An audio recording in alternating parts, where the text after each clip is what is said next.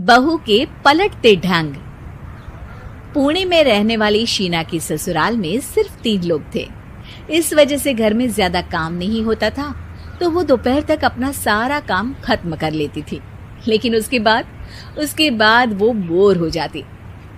इस वजह से उसने शिनचैन कार्टून देखना शुरू कर दिया, जो धीरे धीरे उसके व्यवहार पर इतना इफेक्ट करता गया कि वो खुद भी शिनचैन जैसी ही बातें करने लगती है। एक रात डिनर करते हुए, अरे बहू, जरा अचार तो देना। ओहो ससु माँ, आपसे इतना काम भी नहीं होता। इस तरह तो आप जल्दी जल्दी बुढ़िया हो जाओगी।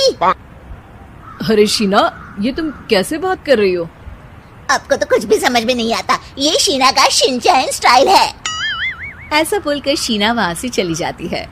अगली सुबह शीना सबके उठने से पहले ही घर का काम खत्म करके कार्टून देखने बैठ जाती है। अरे वाह बहू, कमाल ही कर दिया। इतनी जल्दी सारा काम खत्म कर दिया। बस भी कीजिए, अब मैं इतनी भी कुछ खास नहीं। ओफो, तुम और तुम्हारे शिनचैन का भूत, जाने कब नॉर्मल इंसान की तरह बात करोगी। मॉम, आप तो बस मुझसे जलती रहती हैं। आपको क्या पता मेरी लाइफ कितनी मुश्किल है। अच्छा छोड़िए, अब मैं शॉपिंग के लिए जा रही हूँ। हाँ, तो ये है तुम्हारी मुश्किल लाइफ। शीना शॉपिंग करने मार्केट पहुँच जाती है, जहाँ उसे जय के ऑफिस की एक लड़की मिलती है। हेलो, आप जय की वाइफ है ना? हेलो, मेरा नाम शीना है। मैं 26 साल की हूँ और मुझे शिमला मिर्च बिल्कुल भी पसंद नहीं है, पर शिमला जा सकती हूँ। हाँ। शीना की बात सुनकर लड़की आगे कुछ बोले बिना वहाँ से चली जाती है। कमाल है, आजकल के बच्चों को इंटेलिजेंट लोगों से बात करना आता ही नहीं।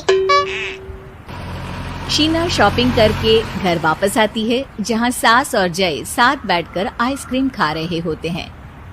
मैं कितने मतलबी लोगों के बीच रह रही हूँ। एक छोटी प्यारी बच्ची के बारे में सोचे बिना सब आइसक्रीम खाने बैठ गए। अब इतना नाटक करने की जरूरत नहीं है। तुम्हारी आइसक्रीम फ्रिज में रखी है, खा लो। आइसक्रीम, मैं आ रही हूँ। इसी तरह दिन बीतते हैं। अभी तक तो घर में सारे लोग शीना की हरकतों से परेशान हो चुके होते हैं। एक शाम उनके घर पड़ोस के अंकल आते हैं, जिन्हें देखते ही शीना बोल पड़ती है।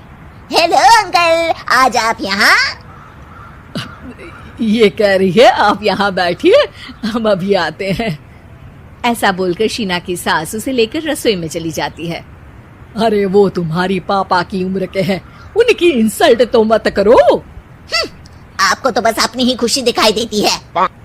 शीना के ऐसे बोलने पर सास हैरान रह जाती है और शीना बाहर आकर अंकल से कहती है, तो अंकल, आज आप क्या लेने आए हैं? या फिर बस सासू माँ को देखने का बहाना चाहिए? वैसे ये इतनी भी अच्छी नहीं है, पूरा समय मुझे डांटती रहती है और कभी कभी तो खाना भी नहीं देती। अंकल हैरानी से उसकी ओर देख रहे हैं। तभी उसकी सास वहाँ आती है। अरे शीना, इतना झूठ मत बोलो, मैंने कब तुम्हें खाना नहीं दिया? अरे ऐसा बोलोगी तो तुम्हें आज रात का खाना सच में नहीं मिलेगा। देखा, मैंने कहा था ना, बच्ची पर जुल्म करती है। आप मुझे अपने घर ले चलो अंकल।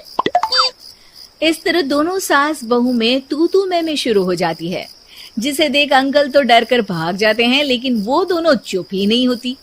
रात को जय के घर वापस आने पर सास उसे शीना की सारी बात बताते हुए कहती है, अरे इसके सर से कार्टून का भूत तो उतारना ही पड़ेगा। मौका या वक्त कुछ देखती ही नहीं, बस बकवास शुरू कर देती है। बात तो आपकी सही है, पर क्या करेंगे?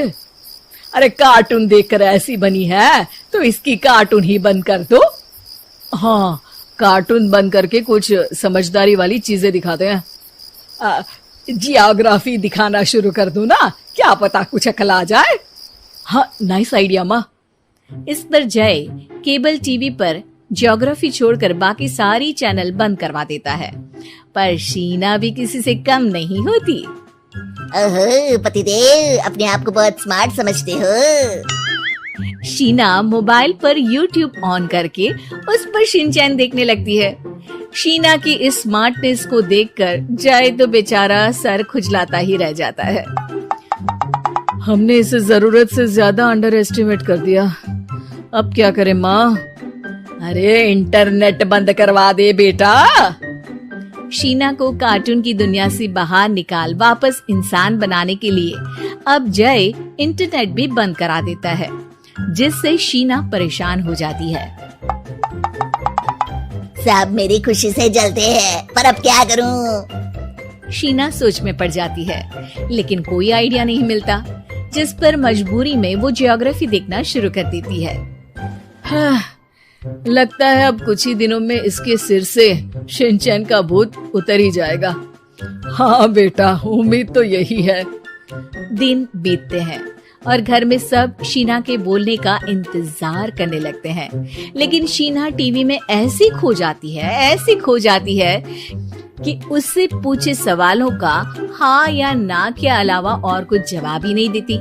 देखते ही देखते हफ्ता बीत जाता है, तो सब्र का बांध तोड़ते हुए जय टीवी बंद कर खुद ही शीना से बात करने बैठ जाता है। क्या बात है शीना, पहले तुम ज्योग्राफी देखने को तैयार नहीं थी, और जब देखने बैठी तो इसके आगे किसी चीज की कोई सूध ही नहीं, ना किसी से बात करनी, ना घर का कोई काम। अरे माँ कब तक अकेले सब कुछ संभालेंगी? अभी भी तुम्हारे सर से शिनचैन का भूत उतरा कि नहीं? जब मादा भालू नर भालू से बात नहीं करती, तो वो उनका ध्यान अपनी तरफ आकर्षित करने के लिए बिल्कुल यही हरकत करते हैं। तुम नर भालू हो। शीना के ऐसा बोलते ही जय और उसकी मम्मी एक दूसरे की तरफ देख सर पकड़कर बैठ जाते हैं।